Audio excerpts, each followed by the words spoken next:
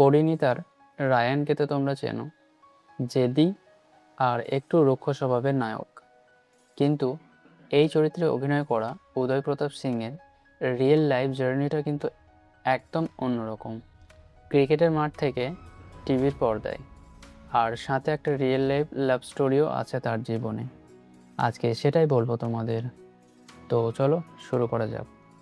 শুরুতে উদয় ছিলেন একজন ক্রিকেটার।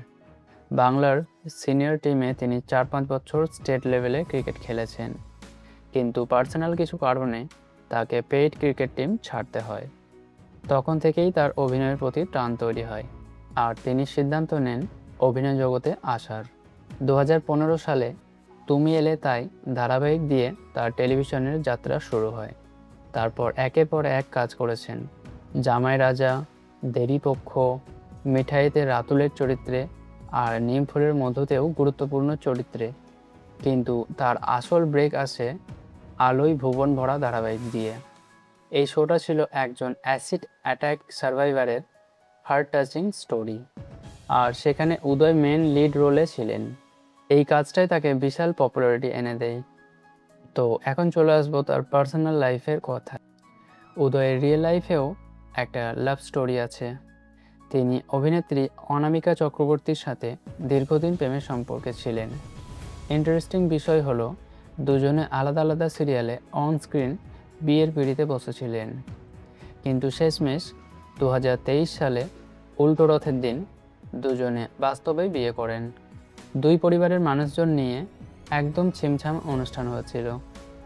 কিন্তু কিছুদিন আগে একটা গুঞ্জন উঠেছিল ইন্টারনেট ওয়ার্ল্ডে। পরিণীতা সিরিয়ালে উদয়ের রায়ান চরিত্রটা যখন খুব পপুলার হয়ে ওঠে, তখন লোকজন খেয়াল করেন অনামিকা তার স্বামীর সাথে সব ছবি সোশ্যাল মিডিয়া থেকে ডিলিট করে দিয়েছেন। এরপর থেকেই শুরু হয় বিচ্ছেদের গুঞ্জন।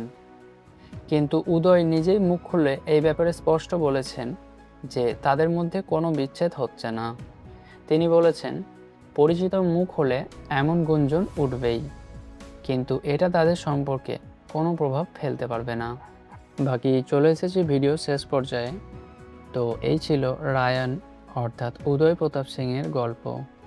ক্রিকেটের মাঠ থেকে টিভির পর্দার হিরো, আর সাথে একটা রিয়েল লাইফ লাভ স্টোরিও। ভিডিওটা তোমাদের কেমন লাগলো কমেন্টে জানাও। ভিডিওটা ভালো লাগলে লাইক করো, চ্যানেলটা সাবস্ক্রাইব করে রাখো, কারণ জোয়ার ভাটা আর অন্যান্য সিরিয়ালের লেটেস্ট আপডেট পেয়ে যাবে এখানেই। দেখা হবে পরের ভিডিওতে। ততক্ষণের জন্য ভালো থাকো, সুস্থ থাকো। Thank you.